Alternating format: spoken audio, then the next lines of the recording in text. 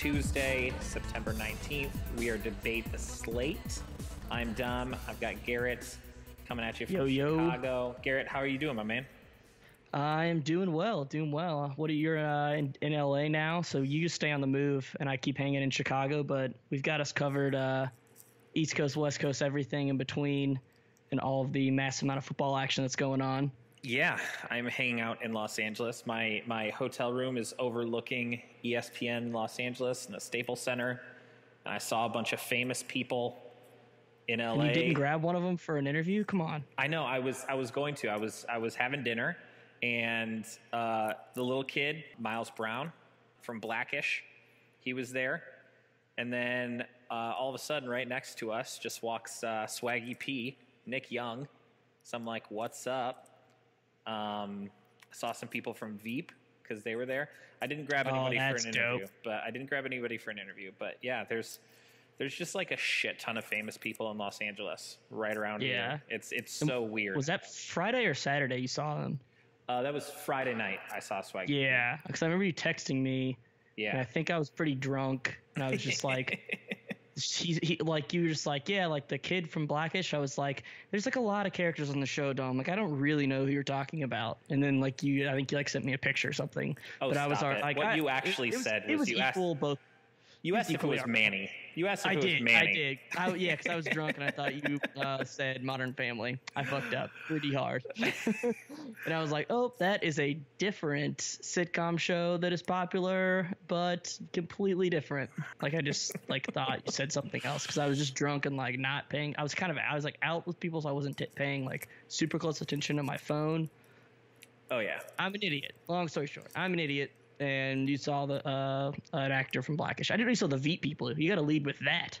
Yeah, well, I mean, I didn't actually like get too close to them, but one of my friends, she was standing right next to Stanley Tucci, so that's pretty cool.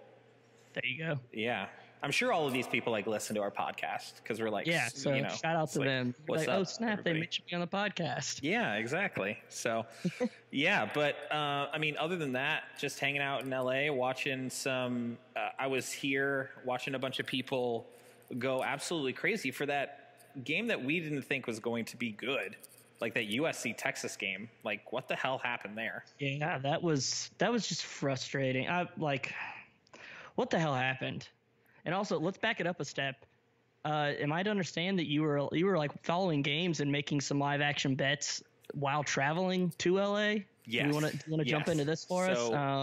So like the country song "Getting Drunk on a Plane" like needs to step its shit up. Is that what we're trying to say here? That's exactly what we're trying to say. What it should be is making money on a plane or parlay on a plane. Parlay on a plane sounds like a good idea. There you go. That's a T-shirt idea. Count that. But yeah, so left Saturday. So it's actually Saturday morning. So when I texted you, it was Saturday night, which is totally acceptable to be drunk on Saturday night too. But Saturday morning, I am leaving Seattle at 7 a.m. local time, right? So we get to the airport. It's my girlfriend, me. We have our little pup because he's coming with us. So we're all like on the plane. And I'm sitting there, and she's like, I think I'm just going to fall asleep or watch. I think she watched like Hidden Figures or some shit like that. But I was like, all right, this is awesome because I'm going to get the internet Wi-Fi, and I'm going to put on College Game Day. And then I know that Oklahoma State game is going to be coming on. And so I saved a bet purposefully because I knew that I was going to want to bet while I was in the air. So while I was like 30,000 feet above the air, I was like somewhere above Tahoe, I decided to fire up my app, and I made a bet on my phone in the air, bet on Oklahoma State. I think it was -4 points in the first quarter, which is the easiest bet that I've ever made in my entire life. I think they're like 52-0 against opponents in the first quarter this year. So it's absolutely insane. Yeah, they're amazing. They're so fun, and they just keep getting underestimated, and I've been hammering them and banking and been telling people to do the same. Like, right off the bat in that game, I was like, this was, like, it was one of my favorites for the week anyway, and now I was just like, haha, everyone who's an idiot and didn't bet this. This was free money. Yeah, it's absolutely insane. And so I actually did that in the air, made that bet, made money. I just like looked over at my girlfriend and I was like, your boy just made money while we're in the flight. And of course she like rolled her eyes and was like, all right, good for you, I guess. But yeah, it was absolutely insane. And so it was just cool to be able to do that in a plane. So shout out to technology and the internet. That is clutch. Yeah. But like, landed, ended up getting the hotel, decided to like pop over and watch some more football. There was a lot of good football that was going on that day, including the next game, which I wanted to talk about, which was all about, it was a battle of the SEC. We talked about it on our Thursday show, and that was Tennessee versus Florida. And the end of that game was absolutely insane.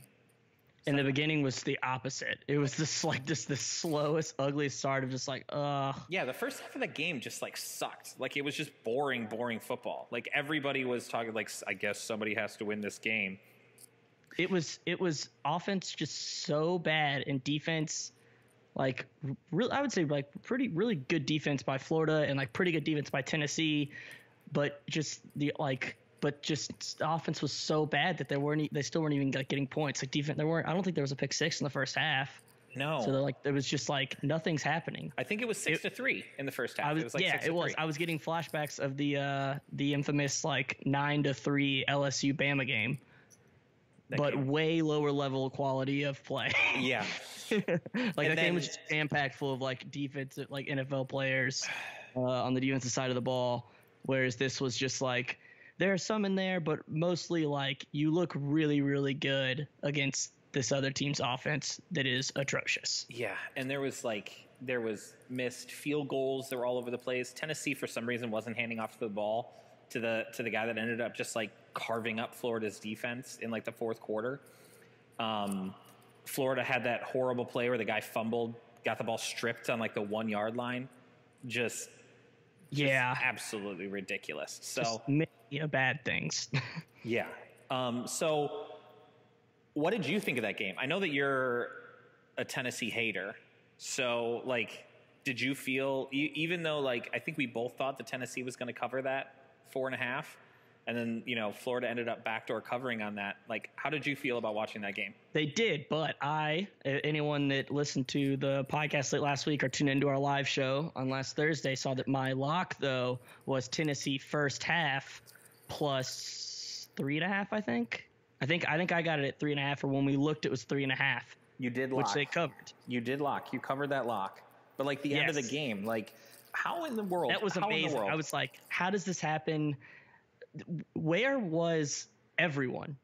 Like I saw some of the analysts after the game were like we're pausing it and circling around like, literally, what is this guy doing? Because he's not back deep to protect this Hail Mary play that is likely, and he's not putting any pressure on the ball. He's pretty much just like jogging in a circle in the middle of the field. And like the only thing I could think of. What is Butch Jones doing? I don't know, dude. I mean, you said it best. Like in our pre-show notes, you said Tennessee'd the fuck out of themselves, and that's exactly Tennessee the absolute shit out of themselves. Butch Jones just butchered his job. I mean, like, is there anything left on their schedule that can save his job now? I mean, like, unless if they win out, but there's no big. You would have to win out. If you're Tennessee, you have to win out. This has to be the only loss that you have this season. And unfortunately for them, that's not the way that it's going to be. Butch Jones is gone. There's no way. There's no way that you could come back from this. Like, dude, do you think they bring in Les Miles? That'd be fun. I could see it. It'd be fun. I'm like, every day I wake up and I'm amazed Les Miles is unemployed. I mean, I wonder if they would look at Chip Kelly. There's a couple of just big name coaches out there that, like, this is a better year than some others went for picking up an unemployed coach. Yeah. I mean, I agree with you on that. It's just, like, I don't understand how the game ended like that. Like, there's no way that the game should have ended like that. How do you let somebody get behind you? It's just, it's dumb. It's dumb. And, like, I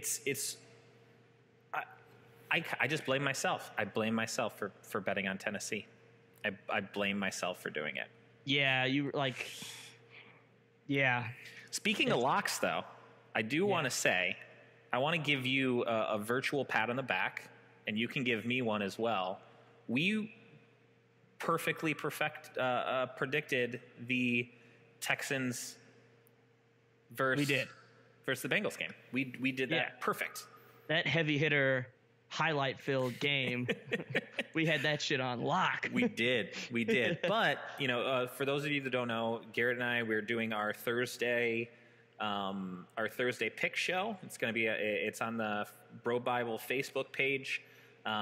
We put it out as a podcast on Friday. So if you listen to it on Friday, you heard our picks for the Thursday night game, but obviously it was too late. But we were right on that. We predicted a sloppy game.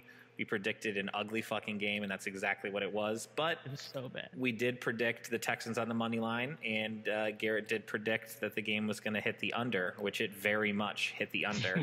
Very much hit the under. Yeah, so congratulations on that. So and same to you. Thank you very much, sir. So those of you that want to get those picks, again, make sure that you tune into our show on Thursday to be able to get all of our picks for that and for the weekend. Where we talk about betting from a plane, we talk about betting on Tennessee, even though that was good in the first half, not good in the second half. I do want to talk a little bit before we get to our interview with Ian Rapoport. Yeah, that's right. NFL Network's Ian Rapoport. Man, the myth, the legend. Yes, very much so. We're going to talk to him about Twitter. We're going to talk to him about the XFL.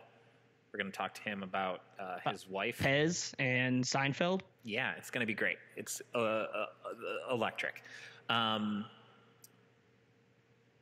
I do want to talk about what happened at Papa John's Stadium. A game that everybody thought was going to be really close. A game that ended up not being very close. And, I thought Clemson was going to win that game over Louisville. I did not think that it was going to be the bloodbath that it ended up being. Did you? No. Did you ever even think in the back of your mind that that's the way that may have gone? Not to that degree. I would have maxed out like Clemson winning at I don't know, 13, maybe late to make it 17, but that it was going to be close for a while. Mm-hmm. That just filled my heart with such joy. Just seeing Tennessee have their heart broken and then Louisville losing, and we'll get to it later, but Kentucky beating South Carolina for the fourth straight year, emotionally, I had an amazing football weekend. My Saturday could not have gone better. I can only imagine. That is literally perfect for you. But I said it before, I thought that Kelly was good. I don't know if you saw this, but Deshaun Watson actually said that he's going to end up being better than he was, which is some high praise. Wow. High praise. Yeah. He tweeted over the weekend. I was like, holy cow. But yeah, you have to think that this basically ends the Heisman campaign for Lamar Jackson, right? Yes. It really doesn't matter how many touchdowns you put up against scrubs. If you get beat like that at home by a team that you probably should have beaten last year, you don't repeat as Heisman. There's no way in hell that that's happening. No, we're talking it would necessitate every single game the rest of the season, them winning by at least 2 touchdowns and him averaging 4.5 or 5 touchdowns a game minimum, himself rushing the ball plus whatever he can throw to people. It's just impossible. He's done. You look at their games that they have upcoming, right? They've got Kent State this weekend, so that doesn't matter. They've got Murray State the weekend after that doesn't matter. NC State, Boston College, they don't actually play another game against a ranked opponent until they play Florida State in October. But even when they play Florida State, Francois not going to be there, so this isn't the same Florida State team. Yeah, and I think they'll lose anyway. I think Florida State is going to be one of those teams that each week just starts looking better and better, especially on the defensive side of the ball. I think they're going to I think it will be down on them after the Alabama game, I feel like, but they're going to get a lot better, and Louisville Louisville's one of those teams they're gonna end up losing to like NC State or something like that along the way, and then that way Florida State game won't matter. Yeah, and then maybe Kentucky will sneak in again. Yeah, I mean, I don't see them making any more waves. They had to beat Clemson. They just did, and one job. Clemson really just solidified themselves in the position that they're in, and I think that right now, Clemson is as much of a lock for a college football playoff spot as Alabama. Now, granted, we are saying this in, the second to last weekend in September, but I'm looking at this, and that Clemson team looked good, like very, very good. Yeah. Yeah, I don't really know what Clemson could do to ruin it. I'm trying to think of like how it sets up. Could they lose? I guess if they lost and then also lost in the ACC championship, maybe. Yeah. No, I mean, like, but even they have Virginia Tech in 2 weeks. That's going to be a good game. Clemson against Virginia Tech on the 30th, and then like they have like another month, and then they play Florida State, which will end up being a good game. But like they're gonna absolutely destroy Boston College. They're gonna absolutely destroy Wake Forest. They're going to annihilate Syracuse, and it's at Syracuse too. Like that is gonna be an unfortunate game for Syracuse. Yeah. But yeah, I mean, Clemson is that team that I see is, if you could still get bets on college football playoff teams, I'm sure that they're going to be there like as a favorite. But I still think you're probably going to get some value for putting Clemson in there, because I just don't see a way that the Tigers are going to not be in the playoff again. I agree. All right, sweet, man. Well, let's step aside and get ourselves to an interview with NFL Network's Ian Rapoport. All right, Garrett, before we get to this interview with Ian, ever since we started this podcast, I know you get it all the time. I got it so much this weekend. People are always asking for advice. They were like, should I actually take the Patriots minus the points if those people are injured? Like, do you think that Chicago is going to be able to beat Tampa Bay? Let me tell you this. Where you're betting at is just as important as who you are betting on. So that's why I tell people, I know you tell people, to go to mybookie.ag. Yeah, MyBookie's been around for years. They've got a killer rep. They do 100% cash bonuses right off the bat, up to $1,000. So you're just doubling your money for doing absolutely nothing. They're known for some super fast payouts, like just 2 business days, and wham bam, thank you, ma'am, for the money. So everyone's going out there. They know who's going to win.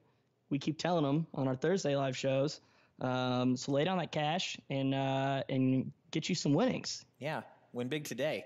We would only recommend a service that to our listeners that's been good to us. That's why we're urging you to make your way to MyBookie. You win, they pay. They have in-game live betting, most rewarding player perks in the business. And this mobile site, that I was talking about that I bet on from a plane, it was MyBookie. Made wagering on the go, in the air, or on the ground, or underwater, a complete breeze. So join now.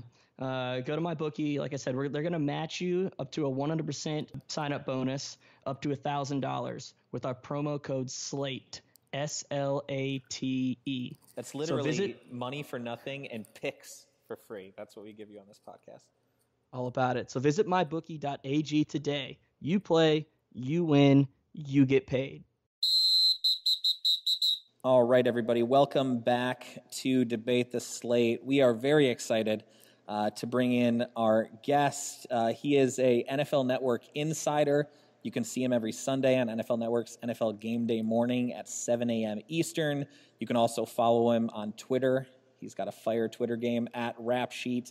It's Ian Rapoport. Ian, thank you so much for joining Debate the Slate. How are you doing, man? I'm good, guys. What's happening? Not much. Just getting ready for this big. Well, everyone will be hearing this on Tuesday, but we're still in prep for the Monday night game. But after a big weekend, you can admit that things are taped. The reality of media is really fine. I think we'll be okay.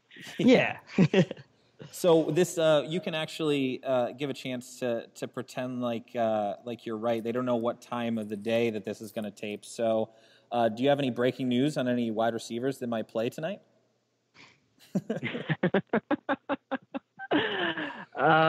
Yes, I think Odell Beckham's going to play, and I would expect they'll have. Let's see, I could sort of predict the touchdowns, but it would kind of lose the luster a little bit. Yeah, we won't do that. So just tell me though, like when, obviously you break a lot of news. Everybody knows you for, having sources and everything on Twitter. Like, what is it like prepping for, knowing where, you think he's going to play? Is he going to play? You end up having him play. You do like a TV hit, which you did right before here. Like, is it absolutely crazy when something like this just comes across and you kind of have to go into just like firefight mode? Yeah, I mean, I think for things like Odell, it's usually multi-tiered. So we have someone at the game. We have Kim Jones, who's close with him and who actually broke the story. And usually in those situations, the person on the ground will kind of handle it, and I'll add some context. The situation we had on Sunday with is Sam Bradford going to play or not is a little crazier because you really just, I knew Saturday night it was going to be up in the air. I didn't think he was going to play. But then he told one of our producers that he was planning on playing, which kind of threw me off a little bit. So, you go to bed knowing that it's going to be basically the story of the day. And you call everyone you know. Everyone might have some sort of inkling. What's he walking like? How's he feeling? If you talk to him, all that. And then you get to the show and you need to talk about it a lot of times without actually knowing whether he's going to play or not because it's based on a pregame workout. And then what happened with the Vikings situation was nobody knew. They did not tell anyone. They didn't tell the players. They didn't tell the other quarterbacks. They didn't tell any of the people you generally call for such information. So literally we found out, I think I found out 4 minutes before it was officially announced, which is a lot tighter than it usually is. But, just to understand the sort of logistics of it, I'm sitting in front of a camera working on my phone, waiting to tell them I know he's out, and then they come to me right away. So it was a matter of probably like 8 or 9 seconds from when I found out he was out to when to when he actually was officially out. Interesting. It is rapidly changing and it's kind of crazy how much time is spent and information is chased, and it really just kind of sits being stale until, like you said, 4 minutes before, and then 9 seconds later it's just out. Yeah, and then of course, every time someone texts you, you sort of jump and you're like, what was that? So like free agency, is definitely one of the craziest things that we do. You imagine I'm sitting in front of a camera, as, other insiders are, of course. And when you get the news, you tweet and then you go right on. Well, anytime someone texts me with not news, it's kind of like, hey, stop texting me. So I remember there was a time before the draft a couple of years back when my mom, when it was at Radio City, actually came and was texting me from the crowd. She was like, oh, I see you. And I wanted to be like, stop texting me. Stop. No more. And I'd be like, oh, I'm sorry. No, stop texting me. Yeah, don't even send the I'm sorry text, Mom. Like, just yeah, just calm stop, down. Because it's either news or it's not. And, it's the same thing with like when I get ready to break a story and then someone will text me about what's happening. I'm like, delete, stop. That's nuts. Yeah, my girlfriend always yells at me. A bat line or something. My girlfriend always yells at me when I'm like, taking text. She's like, who is that texting? I just need to start saying, it's just sources. There's just some news. Things are just going to get broken. Sources. It's just sources. That actually works. I do that too, by the way. But my wife knows that sometimes sources just call me to BS. And sometimes sources just call me with real news. There was a time I was sitting in GM's office 2 summers ago, and I was having a casual conversation with the GM and just talking, getting some good information. And a good source of mine calls me, but a guy who really just likes to BS, So I was like, hey, what's going on? Hey, let me call you back, when I get out of this GM's office. And he was like, no. I'm like, dude, I will call you right back. And he was calling to tell me that somebody had torn his ACL and was out for the season. And I missed it. And he was like, all right, fine. He just called another reporter and gave it to him. I was like, really? So from now on, I'll say, like, is it urgent or can I call you back? Yeah, that's a tough one to learn. Yeah, I can always imagine stuff like that. Now, when you're talking about like these good sources, like these people that you have, most quarterbacks, they buy their lineman presents, seeing as how they do the hard work, and the QB is the one that like gets the glory. Do you ever like give any Christmas presents to any of these sources? Like, do you ever just like get a bunch of your sources like watches or like new Xboxes or anything like that for Christmas? I do not. What I would generally do is buy dinner or drinks if we are out. Of course, the problem is a lot of times they're trying to buy two. We're both on expense accounts, so it really doesn't matter. Yeah. And a lot of times it's important. It's important for me to have dinner or drinks or whatever it is with these people. But it's also important for them to do that with me. Like we all sort of, a lot of times we kind of work hand in hand. We help each other. Or even if it's not help, it's just important that we know each other. If for no other reason than for me to say, hey, I have this major story, it's on your play, or I have to check it with you before it goes public to make sure that the facts are straight.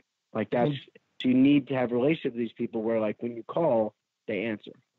And do you ever get pushback? Like maybe they are timid to confirm or deny, but you want to run the story and are like pretty confident in it? Or like, do you ever have any like butting of heads like that? Or are they usually just trying to get the right story out there? If it's hit you by now and you're checking with them, then it's probably the time to let it go anyway. Yeah. I mean, a lot of them know, look, if you have it, you have it, right? Yeah. If I'm fishing, if I'm like, hey, is it a, sprained ankle or a high ankle sprain, then some would just ignore. But when you got it, what are you going to do? Because the reality is, if it's not me, then someone else is going to report it. So it's like, might as well just have the right, and there's no like real positive spin. Let's say someone's out for the season with a torn ACL or something. There's no positive spin, right? It's like, I mean, the positive spin would be like, it's, he didn't tear his PCL or, whatever. So it's just news, right? So you might as well just be right. And a lot of guys will get that. They'll be like, oh, yeah, it sucks, but you're right. Or if there's like a controversial thing, I'll be like, hey, I heard this guy got into a big fight with his coach. And they'll say, oh, okay, are you going to run that? I say, yeah. I'll be like, all right, well, let me just tell you the facts behind it before you run with it. And that happens a lot. Okay. So they like really want to fill it in to make sure it's in the right light and has the correct context versus just the flashy headline. Like if it's a fight with a coach, it's like, anyway. Exactly. Okay. Makes sense. So when it comes to like some of these stories and stuff, I always wanted to know, this is one of the questions I really wanted to ask, like, is there a certain like scoop or a certain like, you broke the story, like one that just like stands out to you where you're just like, man, I'm really glad that I got this? Yeah, I mean, there are a lot of them, but, the problem is I barely remember them. And I'm not like being like funny or whatever. I really barely remember There's just them. so many stories. I remember extremely well. No, it's actually. I mean, it'd be great. I'd love to remember all of them, but like, you sort of just move on. Like, there's definitely been times that I've been like, wait, oh, I broke that. That's weird. But when I miss, I can tell you like exactly what happened, which call I didn't make. Why I. You guys want to hear a good story? Oh yeah, hell yeah. Okay, so. To answer your first question, the most important story I broke was the Bears were firing Lovie Smith, because I just sort of was on like a little bit of a trial run to be our insider. I mean, I was getting the job, getting sort of promoted from regional reporter, but I really needed to solidify my place. It was my first year being our insider. It was the day after the season ended. So, it's a lot of times coaches hiring and firing and all that. And, we hadn't broken one in a while as a network. And, I really wanted to break one. And I put a lot of work into it, a lot of relationships, a lot of phone calls, and ended up breaking Lovie Smith getting fired, which to me was like a really big deal. And the first time, which is, of course, like a terrible thing for Lovie Smith. It's weird to be like happy about it. But like, it was a big thing for me professionally. Like, all right, I can do this. Right. So fast forward a year, Lovie Smith interviews with the Bucks, and they've talked to a couple of different coaches, and I'm tracking that coaches getting hired and all that, and everything goes silent, which I didn't really know at the time because it was sort of new to it. But when things go silent, a lot of time that's when the deal is getting done. Makes sense. So I'm watching a bowl game on TV, and everyone's texting me. I put my phone down because I'm behind in the game, and I go up. I have a 4-month-old son who's being really whiny, and I'm like, Leah, I'm gonna go change Max. I was like, I left my phone. When you come up, she was washing bottles. When you come up, bring my phone. So I go change him, and it's 5 or 6 minutes or so, and she comes running up. She's, Ian, you have 2 missed calls, same number. And I'm like, heart dropped because she said the name. I was like, oh, shit. Oh, man. Call the person back. I'm like, what? He goes, the Bucks are hiring Lovey. I'm like, oh, my God, does everyone have it? Like, yeah, Glazer put it out 2 minutes ago. And, this job is about highs and lows. And anytime you feel great about yourself, someone will break something to put you back in your place and, all that. That was the worst I've ever felt about anything. I was so angry, and she had to really yell at me, like, look, if the worst thing that happens is you miss breaking a story because you're changing your son, I think you'll be okay. But still, I remember every second of that. But other stories are kind of I don't know. The wins are very nice, but there's always something to bring it down after anyway. Yeah. Do you ever as soon as you hear of a story or that, someone else has broken it, try to dive in and see if there are any details or an associated amount of news that hasn't been broken yet? Immediately try and pick up some of maybe the breadcrumbs from it. Yeah, I mean, I would say that generally happens. Let's say someone will break this player has a broken hand. Where you're like, all right, what can I? You don't want to just repeat someone else said, even though you end up confirming them because that's just sort of what you do. If someone breaks a story, you sort of got to say as this person reported. But you try to add a detail yes, they broke their hand, they're back in 8 weeks or whatever it is.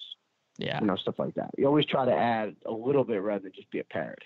Yeah, yeah. Do I'm just imagining, is there ever a time where you and Glazer or Schefter would all get together, just a bunch of mob bosses and just look at each other, just sizing each other up over a steakhouse or something like that? That has not happened. No, I think it'd be like Anchorman. Everyone shows up with their crew, and then it's just a battle to the death. You killed a man. You should probably go hide out. You're wanted for murder. I do run into those guys. They're both good guys. Just really hardworking, good guys. It's not, it would be easier if they were not, because then you could just, hate them or whatever. But they're just good.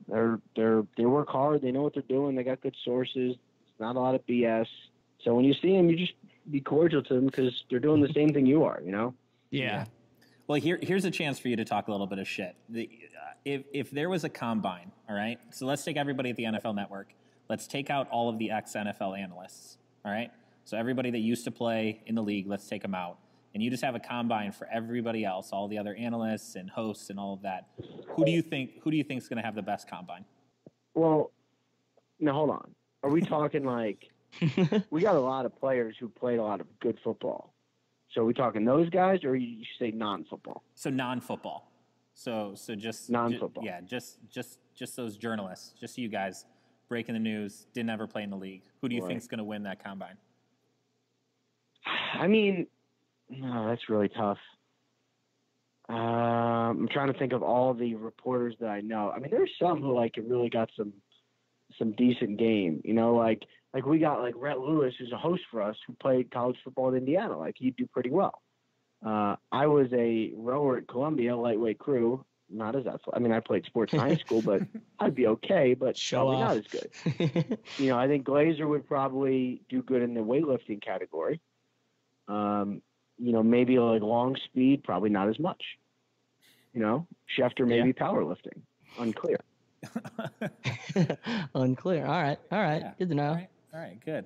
Yeah, I kind of wanted to go back to your origins. It's your wife's got to be hyped about this huge win over LSU this week. She went there. Do you still pull for them, or do you pull for Bama, or neither, or how do you? I imagine she makes. I do pull for Mississippi State. I lived there for 2 years. Her whole family is a State family. She still pulls for State, Both my boys dressed up as Dak Prescott for Halloween 2 years ago when he was State's quarterback. That's awesome. Which I know he gets a kick out of. So I think that's sort of the team I root for. It's really, it's really the only team. I like a lot of people at Alabama, but like, if they win or lose, like they've won 1 million national titles. It's just not that. I don't know. Yeah, it's not like they fair. need my rooting. Like Saban will probably be fine regardless of whether they win Saturday or not. I root for the Mets and I guess Mississippi State. That's really, Mississippi State is full of good people. They're a good program. They've been forever overlooked. Like, I like to see them win. I agree. I'm a Kentucky fan, born and raised, and I've had some. It was one of those things like every 5 years or so growing up, they would be really good, and I'd be like, oh yeah, like why does no one ever talk about them? Like they are just a solid program in the SEC, and like I have some memories of them winning some bigger games when I was a little kid, like vague memories, but being like, oh yeah, they went crazy. So it's fun to still follow them. So just them and the Mets. Let's say you have to miss being a fan sometimes, right? Like being able to watch a game and not have someone be like, where do you think they'll go in the draft? Or like, I don't know. Can I not give a shit for once? Well, it's interesting because like I probably like football as much now as I ever have. Like it's different. I watch differently, but like I know so much about it. I understand the business of it. It's so interesting that I probably like it as much. But the Mets are really the only team that I really pull for. Again, Mississippi State, but like the Mets is like a daily thing. Baseball's on every day. They're bad. It hurts my heart. Like, yeah. Now I do think about like if I covered them, it'd be weird. And like I'm not that I ever will, but like I'm sort of glad that I'll never cover them because when you get inside, you find out like some of the guys aren't that great, and sometimes the organization is not as classy as you wish, and don't meet your heroes. There's all sorts of stuff. Yeah, my eyes are wide open anyway, and I tend to be a very realistic fan. But like, even still, it's like, if I ever met like I don't know, like Noah Syndergaard, and he was like a complete dick, I'd be like, that's kind of a bummer. Like, I'd be fine. I would live. I'd still root. But I'd be like, that's a bummer. Yeah, that is the worst. Yeah, and say, all right, I want to move forward with your career now. You saved Alabama. Right? Like you're the reason Alabama football's back, right? Because of True. I hate to bring up, the losses of the career, but do you think you breaking the story of Rich Rodriguez did play a role in him not coming to Bama at all? Just even 1%, just because the story beat him to the announcement. Do you think it weighed on him? I do think I saved Alabama football. I'm of the opinion that every story gets out eventually, right? So I assume that if I did not exist, there was someone else who probably would have broken it, because the people I got it from who like are extremely well-placed, credible, 100% sources, someone else had them. I'm sure. I just got it first. That was the biggest story I've ever broken. And it was 100% right until it was 100% wrong. Well, and it was still one of the craziest things ever. Yeah, that is insane. You were right. Just that the person that is the story changed its own ending. Like, and it was actually a really good lesson. First of all, not that anybody cares. I was still hated for a month until people still will think I got it wrong. I'm like, actually, no, it's right. Yeah. Like it was right. It changed. And that's one annoying thing about this job. I get it, but like there definitely are times when you're right, except like player X is planning to sign with this team, and then someone else comes in and makes a different offer, and they're like, oh, actually, it's the other team. And they're like, well, I was right. But, turned out wrong. Is there a, just sort of like bridging, talking about college coaches, like, is there a coach in college right now that you think is like the most primed to actually make the leap to the NFL? Ooh, good question. That's a really, really good question because, I tend to think that guys like, Nick Saban, or Saban's a bad example. I think he'd be great at whatever. But what's a good example? Let's say Les Miles, okay? When he was winning at LSU before he got fired. He was a very, very good college coach. But he was really just a good recruiter / program organizer in a great, in a talent-rich state. Yeah. You can win in college by just being a great recruiter. Oh, yeah. It takes a great coach in the NFL. So, like, who really starts from scratch, builds a program, and wins on teaching more so than just getting the best players? Like, that's like who that actually is tough. Like, I think David Shaw would be a great NFL coach whenever he decides to. But even he didn't build the program at Stanford, right? He sort of has just maintained it. It's true. So even still, I'm kind of like, you really, to me, have to be someone who built a program from scratch to show that you can build an NFL team. I just don't. There's just not a lot of those guys. There's one guy that I think does a fantastic job at building programs, and that's Mike Leach. But I just can't actually picture Mike Leach as a pro football coach. Like, I think that he's just like the way that he talks. Like I just feel like he's kind of built for college. But he did a great job at Texas Tech. He's doing a great job at Washington State right everywhere now. Yeah, he's great when it comes to building programs. But he just seems like such a college. Can you run that offense in the NFL? Yeah, I mean, I don't think so, but I think that's part of the issue that probably. Although he's been successful everywhere, so I don't know. Good question. Yeah, I was just say I would kill to see Mike Gundy in the NFL because he's done a number with Oklahoma State. See, that's a good example. Except again, like that offense, I don't know. QBs are so vulnerable there. Like, there's not a lot of. It's so simple. I don't know. I don't know. It is hard. I don't think it would translate. But you're right. He has literally built a decimated program from scratch and done a great job at it, and is crazy. Yeah, imagine that mullet on an NFL sideline. Oh, that'd be amazing. All right, so if we're gonna get off of football just a little bit, some of the few non-sports people you follow on Twitter, you've got like Sarah Silverman and Jerry Seinfeld. Would you consider yourself a big comedy fan, like stand-up comics? Hold on one sec.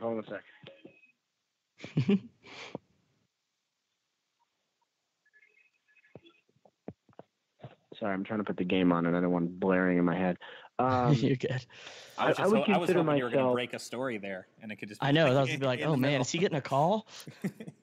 I mean, that definitely happened. I was doing a radio interview on this past Friday, and I got a text to confirm what I've been working on all morning, which was that the Bengals offensive coordinator was fired, and I literally said, "Got to go by," and hung up on them mid-interview. I would consider myself a casual comedy fan. I mean, I love Seinfeld. I was saying, I know you're a huge Seinfeld. So I noticed you only follow like 300 or something people on Twitter, and you have like 1.5 million followers. So I got down and dirty and scrolled through them today, and those were two that jumped out because it's mostly sports. I like that you follow a couple like parody, like not Nick Saban and like not something else college football related. It was I just like a little random, like not a lot of comedy, but just like a real little bit. Something just kind of makes me laugh, like as I'm grinding away. Yeah. So are you hyped that Curb's coming back? Are you a Curb fan as well? I kind of had to, I'm married, and we watch TV together. And when I'm not watching TV, I'm working, which is almost all the time. My wife does not like awkward comedy. She doesn't think Seinfeld's funny. She doesn't think Curb is funny. So therefore, we do not watch it, which is upsetting, but you got to make decisions in life, For sure. There's no perfect. She also doesn't think Veep is funny, which is crazy, but whatever. That's okay. That's the one that is like supposed to be digestible by everyone. Veep, it's like enough awkward funny for the people who are like us that are like Seinfeld fans. It's amazing. And then do you have the Pez dispenser that Jerry ruined the pianist show with? Do you have that one? Oh boy. Man, I thought this was going to be an absolute. Like, yeah, of course. Yellow, right? Yeah. Which was it? Was it Tweety? It was Tweety. Yeah. Tweety Bird, right? I think it was Tweety Bird. I do not. I'm looking at my shadow box now. I do not have that. That would be a good one, actually. I wonder where the actual one is. That would be an amazing question to be able to ask Jerry Seinfeld. Like, I wonder if he's ever been asked that. Get him on the podcast. Yeah, that's exactly what we'll do. Well, yeah, we'll talk. We'll talk to your people and make sure you get that Pez dispenser, courtesy of Debate the Slate. Maybe not the exact one, but at least not the the real one, but the tweet one.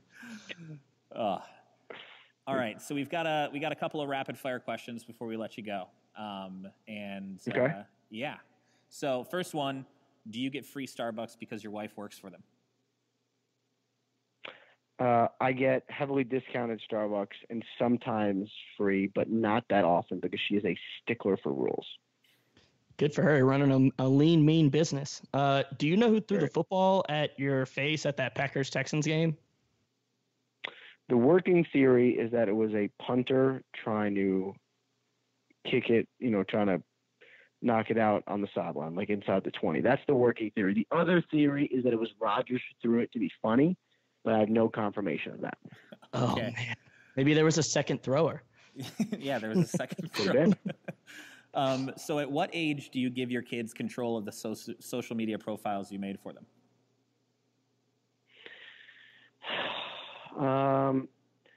I think it'll probably be something like 13 or 14, right? Like whenever they get to have a phone, 18, hopefully. Probably realistically 13 or 14, although, the way it's moving now, I'm sure like 8-year-olds will have phones, just not mine.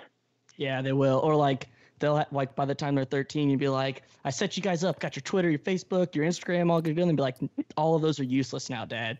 Yeah, they're like, what is Twitter? Like whatever weird thing we're using in 5 years, 10 years. All right, and then I keep getting stuck with the questions around of bad YouTube clips of you, but do you have any sources or updates on the kid's eye that you just destroyed by high-fiving his face? The so-called I-5. Yeah. I do enjoy when they'll have embarrassing clips of reporters BuzzFeed will do something and I'll get a text like, you made BuzzFeed's top 20. I'm like, yes. That was so ridiculous. Boom. It was so ridiculous. His reaction is basically like I poked out his eyeball. Yeah. Such an overreaction. God. Yeah, you got thrown under the bus hardcore on that one too. The studio threw to you, made you do high fives. You weren't expecting it. Yeah. That's unfortunate. We'll give you a pass. To be fair, I'm the one who missed. So let's not pretend it was. I clearly missed. Yeah. All right. So we actually just had him on the podcast a couple of weeks ago, but we want to ask you this question: do you think that John Gruden will ever be an NFL head coach again? I do not. I don't understand why he ever would. He has a great job. He makes a lot of money. He works 1 day a week. I know he does a lot of prep, but he works 1 day a week. He plays golf, and he has a great life. And he's rich. So why would you want to give that up to be a coach who will eventually get fired? Because they all do. There you go. Fair. Are the Jets going to win a game this season? Yeah, I think so. I think they're well coached. I know this probably sounds crazy because they don't have a lot of talent, but I really think they're well coached. My guess would be they win 4 games, and I think that'd be okay. 6 games, you'd be like, that's really good. 4 games this year? Yes, that is what I think. But maybe crazy. Could go on 16, but I really think it'll be 4. I'm afraid they're going to sneak one out. I think my old boss is a crazy. I used to work for Gary Vaynerchuk. I don't know if you know him. He's a crazy Jets fan. Yeah. So he's praying. I used to work at his agency and was his assistant for a while. And he's praying for 0-16. I was saying I'm afraid it's going to go 1-14-1 or something. They're going to find a way to not get the first overall pick essentially, and then he's going to. Yeah, the problem is 0-16 leaves scars. Yeah, that's the problem. Yeah, I lived in Michigan. I lived in Michigan for the 4-0 preseason to the 0-16 season, and that was I have a lot of friends that are still trying to get over that one. So, and then the last question we have for you: do you ever live in fear or have nightmares about old takes exposed? No, I'm sort of if I did it or said it, it's just what it is. So. Things are out there. Everything I do is public. Usually, and just sort of from a very pragmatic sense, I said it, so it's okay. you can make fun of me. I said it. Yeah, that is fair. This wasn't one of the rapid fire questions, but on a selfish level, I saw you earlier tweet that Randall Cobb's injury wasn't anything too bad, but as a Kentucky fan, he's like our savior and godfather. Any more updates on him that haven't been put out yet, or is he going to be just perfectly fine? My guess is he'll be limited in practice, but probably ends up being fine. All right. He's been banged up a little bit, but he's a gamer. Yeah, he is. He'll get after it. Love Cobb. Yeah. Awesome. Well, Ian, thank you so much for joining us. Make sure everybody tunes in to watch Ian every Sunday morning on the NFL Network. Follows him on Twitter. We really appreciate you coming on the podcast, man. All right, guys. Have a good night. You too. Thanks, you too.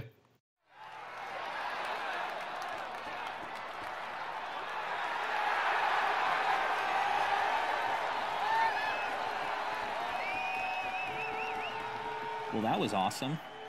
My sources have confirmed that interview was badass. Badass. Thank you again to Ian for joining. Make sure you guys actually subscribe. If you're just listening to this and you haven't subscribed yet, make sure you do, because we have some amazing guests that are actually coming through. Ian was just the tip of the iceberg. We've got Adam Amin from ESPN, and Verk from ESPN. We have Charlotte Wilder from SB Nation. Just a bunch of really awesome guests. So make sure you guys hammer that subscribe button immediately. Right, Garrett?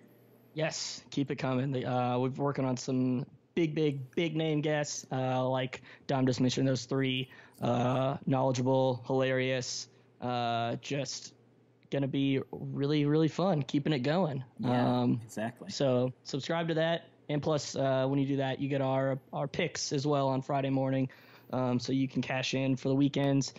And I also want to make a note that Dom just 100% stole my line for the last ad read we did. So shout out to my bookie, but not shout out to Dom and his pop culture references. All right. I thought that I was like, money for nothing and picks for free. Why have we not said this before?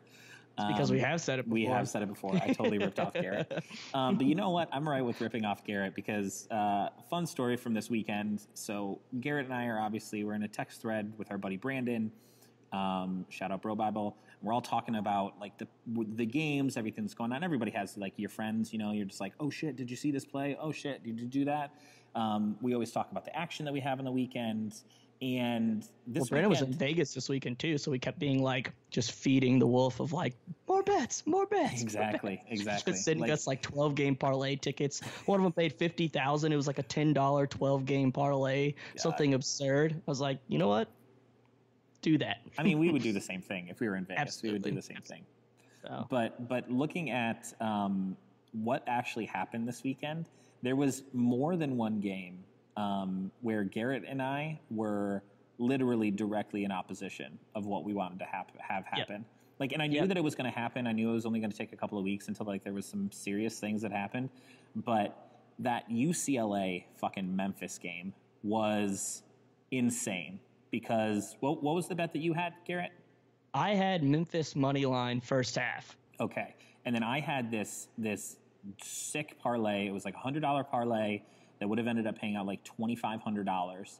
And the only I had it straight up and I had it in a parlay. So the only thing that didn't hit for me was that damn UCLA game, because I had UCLA -1 in the first half, or I think I just had like -0.5, something like that. But yeah, and I thought there was a certain point where I think I was still in the air, and I checked in on the game, and UCLA was up by like 3 scores.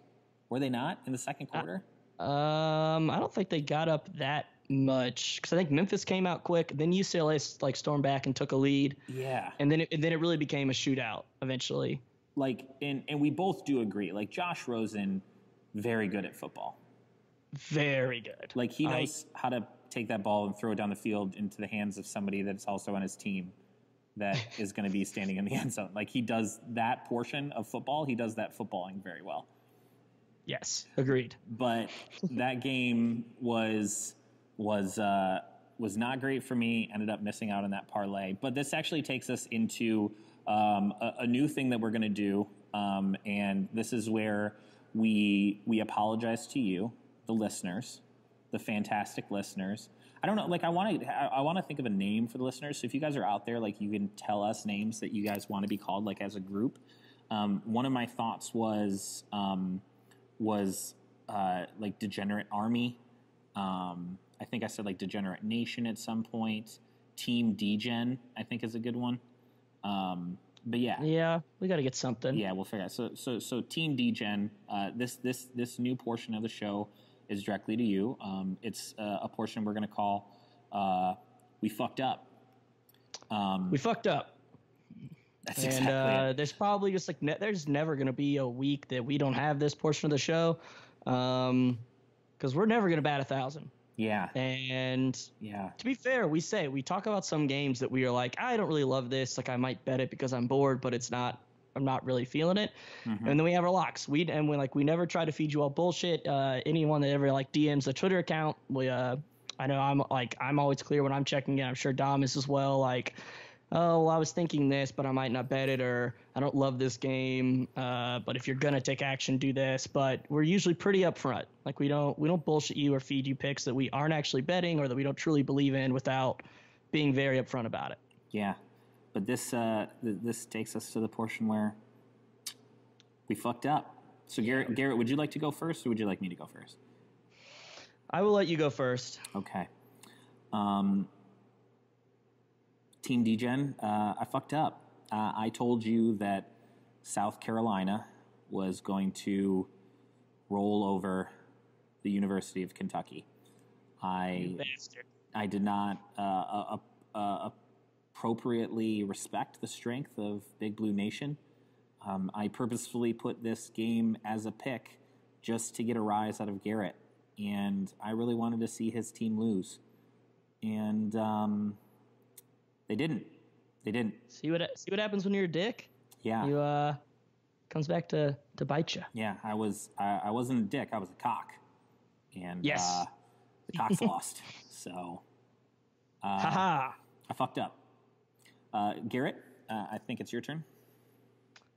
It is. There's sadly kind of a couple to pick from, but I'm gonna go with Dallas minus half a point in the first half. I really liked them to win the game and win the first half and cover and not be bad. So I fucked up. I fucked up because Ezekiel Elliott continuously fucked up and maxed out at 8 yards. Also, my parlay. This one hurt me as much as it hurt anyone else out there. Really thought Green Bay was going to win that game. Really thought that Green Bay was going to win that game. Yeah. Straight up. Yeah. You fucked up. So I fucked up. You know what? This is the safety nest. This is the Degen safety nest. Garrett, I forgive you. Thank you, Dom. And I forgive you for making a bad pick in the South Carolina versus Kentucky game. I do not, however, forgive you for picking against the Wildcats yet. I'll get there. Okay. Well, so the Degen in me forgives you. The fan does not. Okay. Well, that's all that matters. So, yeah. All right. But everyone's welcome for Purdue and Oklahoma State. And there's plenty. There's plenty. We could have the other section that was just like told you. We fucking told you. Yeah, no, that's like that would be so annoying just to hear us talk about. Nobody wants right that. No. Everybody has that guy in their fantasy league that's like, I told you this guy was going to have a good year. Should have started him. You'd be like, yeah, okay, all right, man. Yeah. Like, really, it was a bad idea to. Yeah, no shit. That's the Sherlock. Yeah. All right. Well, we have another new game, but I think we're actually gonna save this one for next week. Just because we fucked up. I think it's pretty good, and we want to keep this podcast to a good length for you guys, so you can consume it and share it with others to consume as well. Garrett, yes. Do you have? We unfortunately, because of the episode, we missed your Pope pick last week. So yeah, Garrett, this whole transition of things. Yeah. Garrett, do you have a Pope pick for us this week? Yes, I do. 1 second, and I will dive into some details. Okay. As you guys know, if you haven't listened to all of our episodes so far, our friends at MyBookie actually have gambling odds on who the next Pope is going to be. No, you didn't miss news. The current Pope is still very much alive. He's providing great. He's providing great photo opportunities on airplanes. Which, if you guys don't follow us on Instagram at Debate The Slate, we fire Instagram game over there, so make sure you check that out. But every week, Garrett goes through those and chooses a new flyer to give you on. We've had rock and roll legends.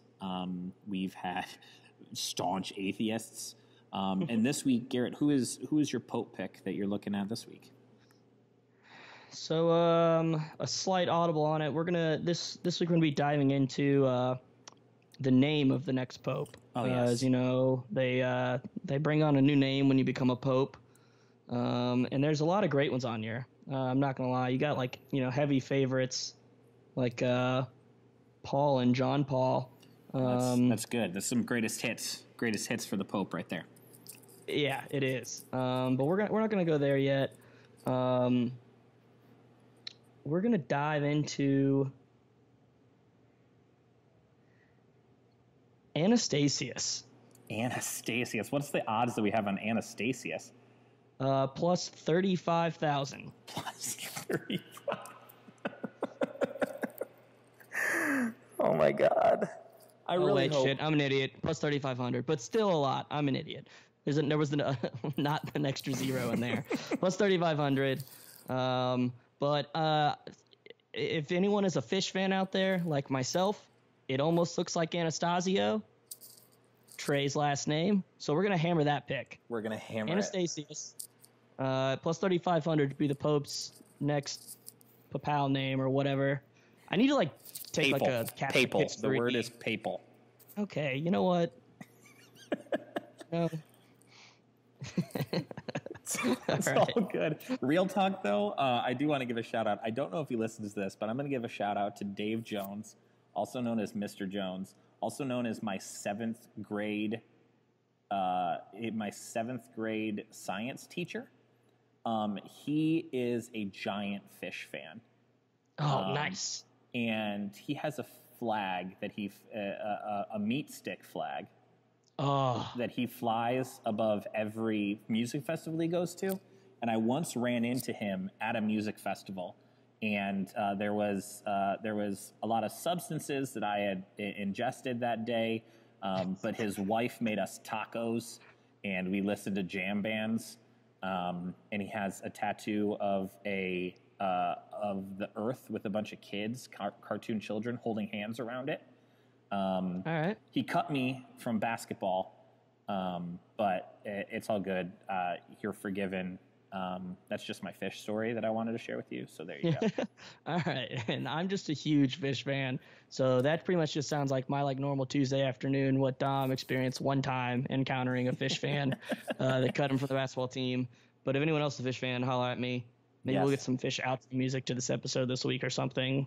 Yeah. We'll have to check with legal. We'll check with legal on that. But all right, guys, thank you so much. We will see you on Facebook on Thursday at 4:30 Eastern, 1:30 Pacific.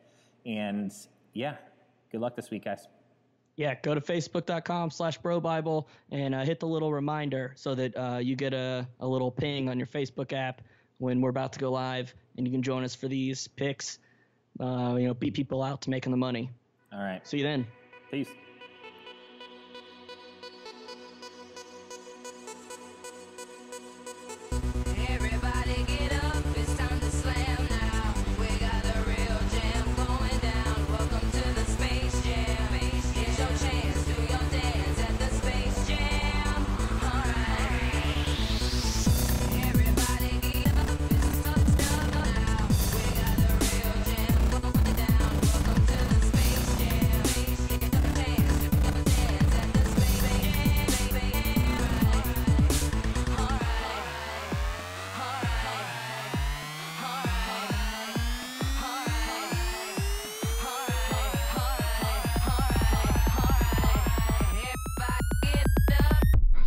Slam.